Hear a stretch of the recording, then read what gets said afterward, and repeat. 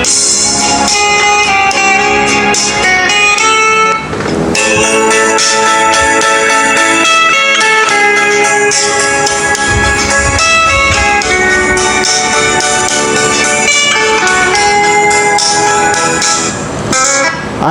po mga kababayan, magandang araw sa inyong lahat.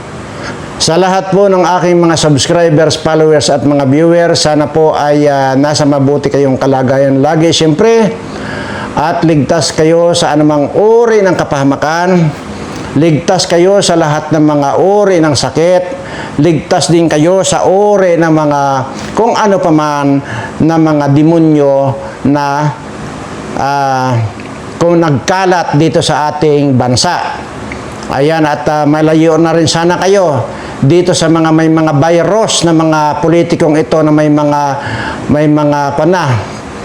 mga sayad at may mga kaltog na sa ulo. At malayo sana kayo diyan. Bagkos ang darating sa inyo ay swerteng walang katapusan. At habang wala pa po yung swerte na inaantay ninyo, inaantay natin para sa inyo, ay ako po muna magbibigay ng kaunting swerte sa inyo. Ayan, bagamat ito po ay barya-barya, ay kahit paano po ay makabili na rin po kayo ng magic sarap or bitsin dito sa ating pong ipamimigay na 10,000 piso bawat isa. At ito po ay dalawa ang ating bubunutin sa bawat episode po natin. So, yan po at gaya po ng madalas niyong naririnig sa akin na sinasabi ko, Lord, huwag mo nang stop na yung pagbibigay mo ng blessing sa akin, bagkos idiretso mo na ibigay dito sa lahat ng mga subscribers ko. Ayan. So, bagamat ito po ay nasabi ko na doon sa kabilang channel ko sa Birana Live Studio TV, pansin nyo lang po yung barong ko kahapon na gamit, yan po yung sa likod ko, kulay puti po yan. At ito naman pong barong ko ngayon ay halos magkakulay, halos sa puti rin po. Kasi kaya ko po sinasabi ito dahil sinabi ko naman po sa inyo na may nag-comment po dyan dati na wala daw akong damit kundi nag-iisa lang daw. So, yun. At hindi po basta damit ito, puro mga barong po yan. Barong po yan, subaybayan niyo po. Itong buong linggong ito. At doon sa mga, lalo na doon sa nagsabing wala daw akong damit, ayan, kaya ko po lang pinapaliwanag sa inyo yan. Ayan po, magkaiba. Puti po yan, pero halos magkasing kulay. Ayan, pareho pong barong yan. At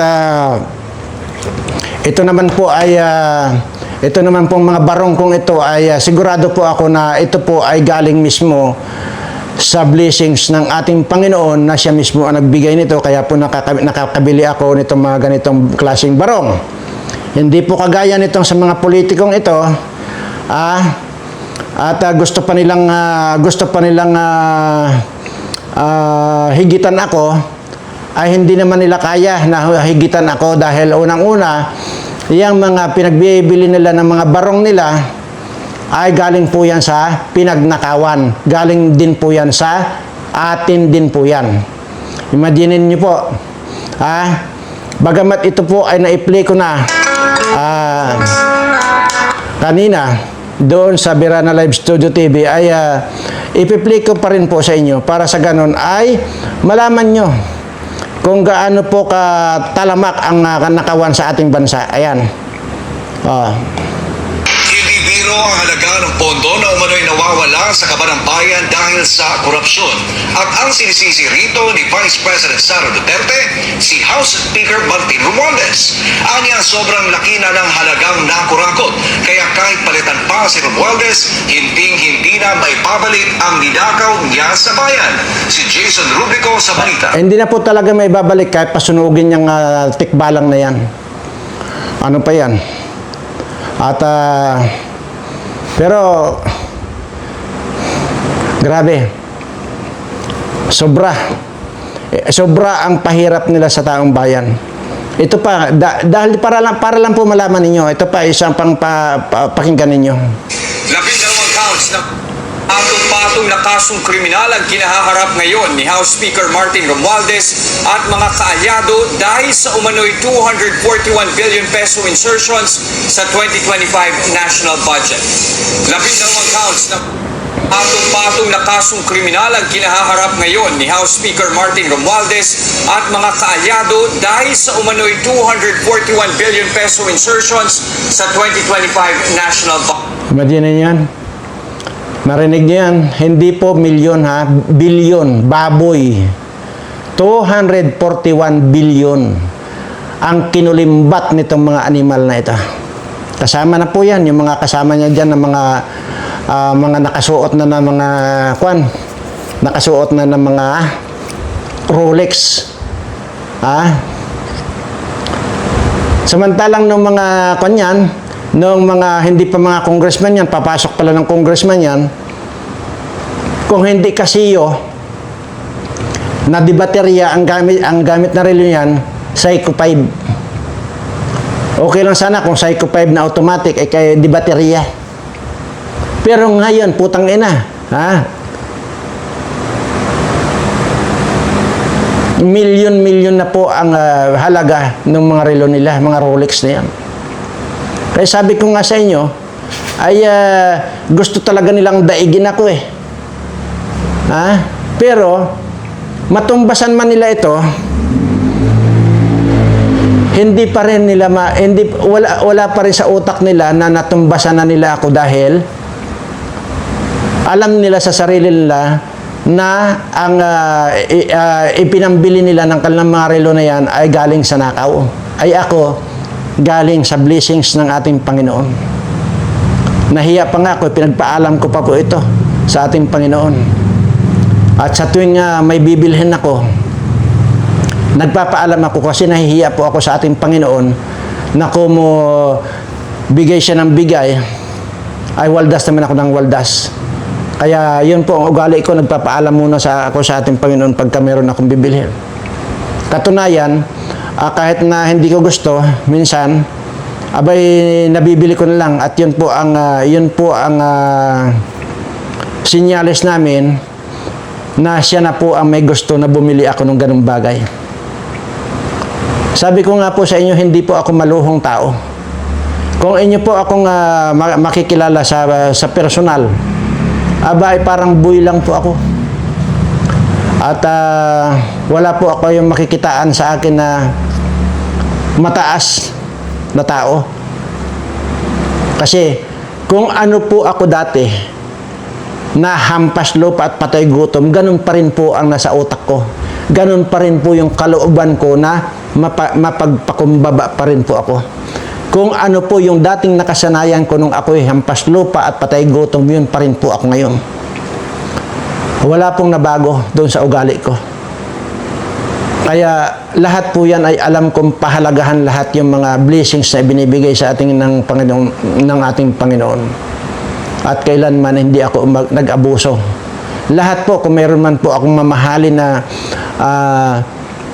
biniling sasakyan, yan po ay pinagpapaalam ko sa kanya. Ganun po ako.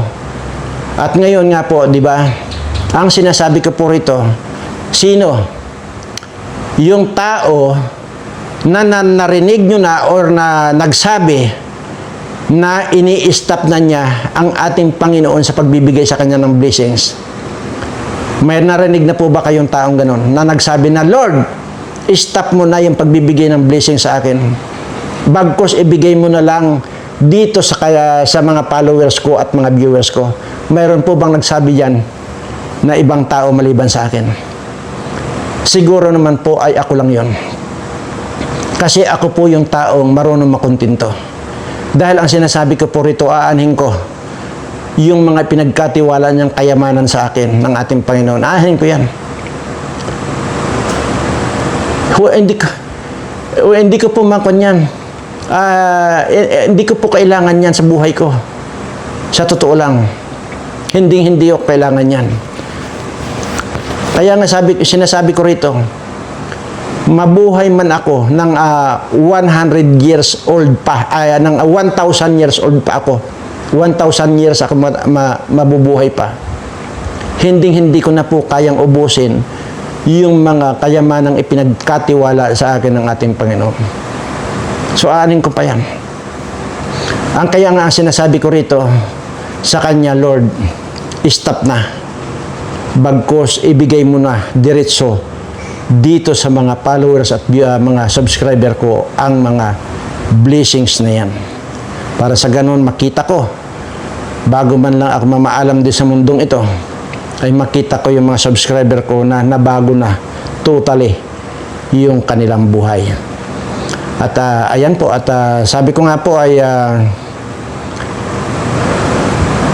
nakakapangilaw. Kung totoosin, imaginin mo, kakausapin mo yung Panginoon at sasabihin mo na, Lord, stop mo na yung pagbibigay ng blessing sa akin. Meron bang ganung tao? Ako lang po yun. Dahil yun po ang totoo na nasa puso ko. Hindi ko na po kailangan. Tama na po yung mga ipinagkatiwalang kayamanan sa akin. Ayan po, ganun lamang po yun. Kasimple.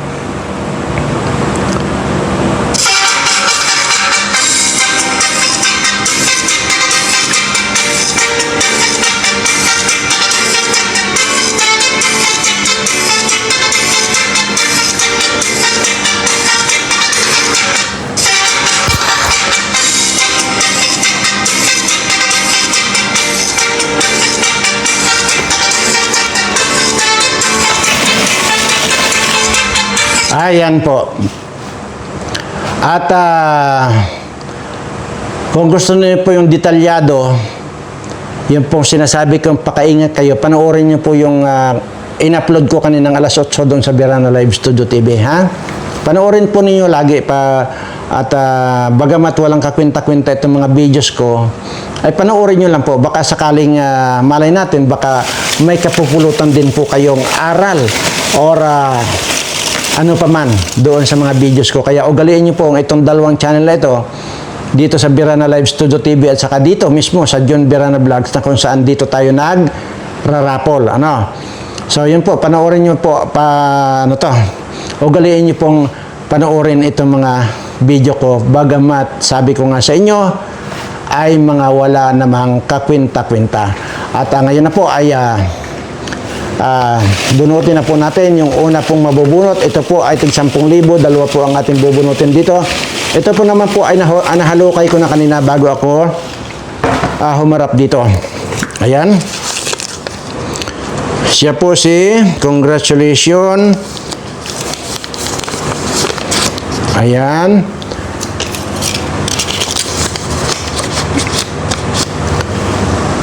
Ayan, Gilay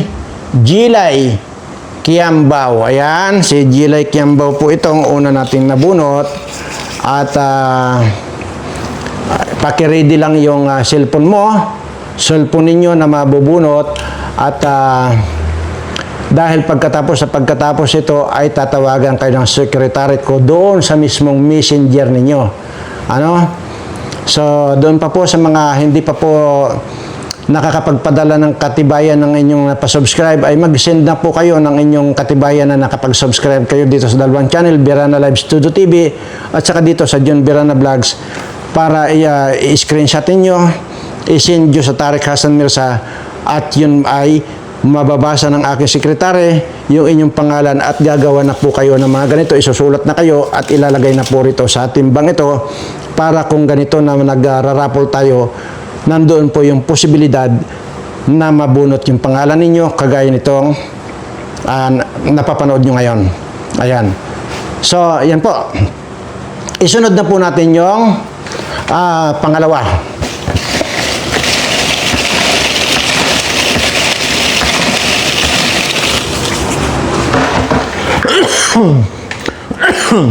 Ayan po.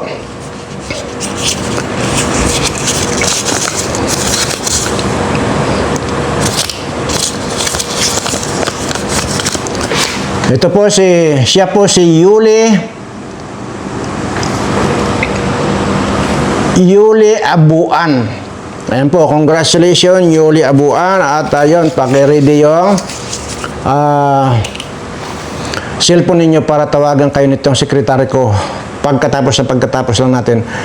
So, hanggang dito lamang po at ingat po kayo palagi.